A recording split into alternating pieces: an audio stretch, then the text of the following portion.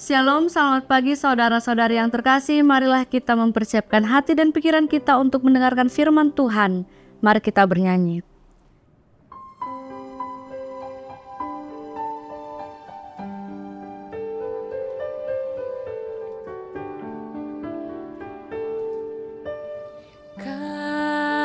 Kasih pasti lemah lembut, kasih pasti memaafkan, kasih pasti murah hati, kasih-Mu Tuhan. Ajarilah kami ini saling mengasihi, ajarilah kami ini saling mengampuni, ajarilah kami ini kasih-Mu ya Tuhan, kasih-Mu kudus tiada batasnya. Ajarilah kami ini saling mengasihi, ajarilah kami ini saling mengampuni, ajarilah kami ini kasih-Mu ya Tuhan, kasih-Mu kudus tiada batasnya, kasih-Mu kudus tiada batasnya.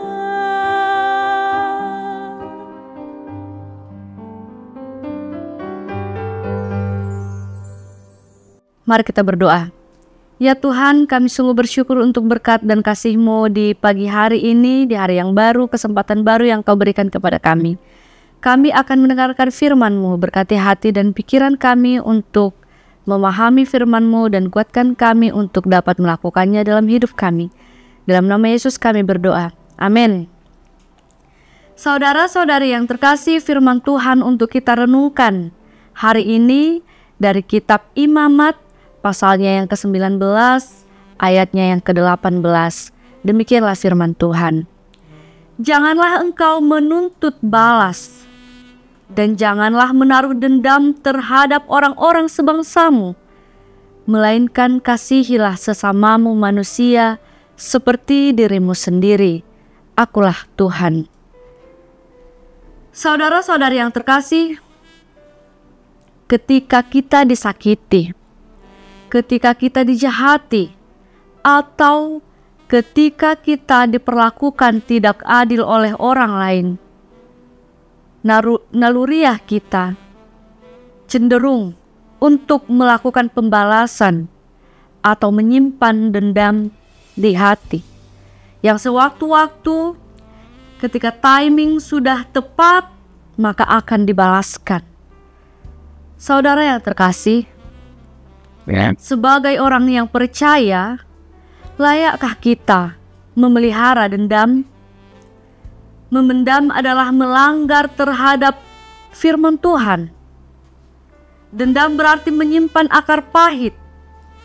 Dendam berarti sakit hati dan juga kebencian terhadap orang lain. Orang yang mendendam, pasti dia memiliki hati yang tidak bersih. Biasanya juga pikirannya akan dipenuhi dengan rencana-rencana yang jahat. Semakin kita memendam, semakin kita dibawa kepada tindakan jahat lainnya. Alkitab menegaskan bahwa jika kita tidak mau mengampuni orang lain, maka Bapa di surga juga tidak akan mengampuni kesalahan kita.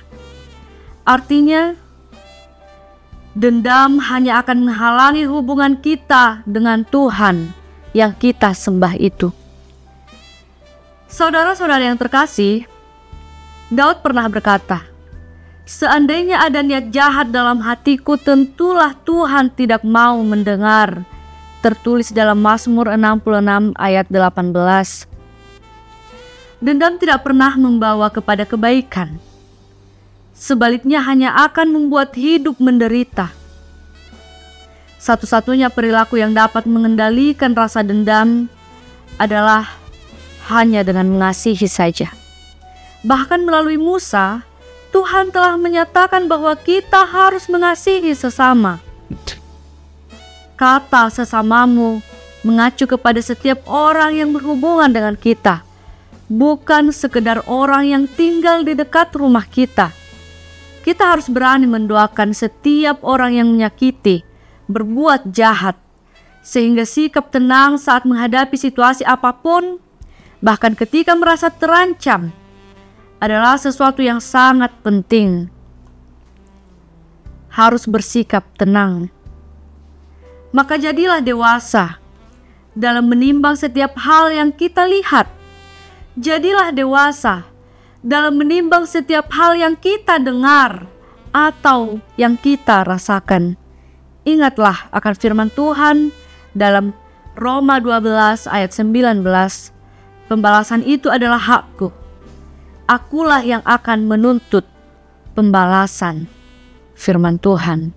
Amin. Mari kita berdoa. Ya Tuhan, kami bersyukur untuk firman yang telah kami dengarkan di hari ini. Kami diajari untuk tidak menyimpan dendam dalam hati kami. Kami diajari untuk tidak membalaskan kejahatan, tetapi kami diingatkan untuk mendoakan orang-orang di sekitar kami, sekalipun itu orang yang menyakiti hati kami. Ya Tuhan, kuatkan kami untuk melakukan yang Kau kehendaki dalam hidup kami. Tuhan yang baik, hari ini kami serahkan segala aktivitas kami hanya ke dalam tangan pengasihan-Mu. Lindungilah kami, jauhkanlah kami dari mara bahaya. Apapun yang terjadi dalam hidup kami serahkan hanya ke dalam tangan pengasihan-Mu. Dalam nama Yesus kami berdoa. Amin. Shalom.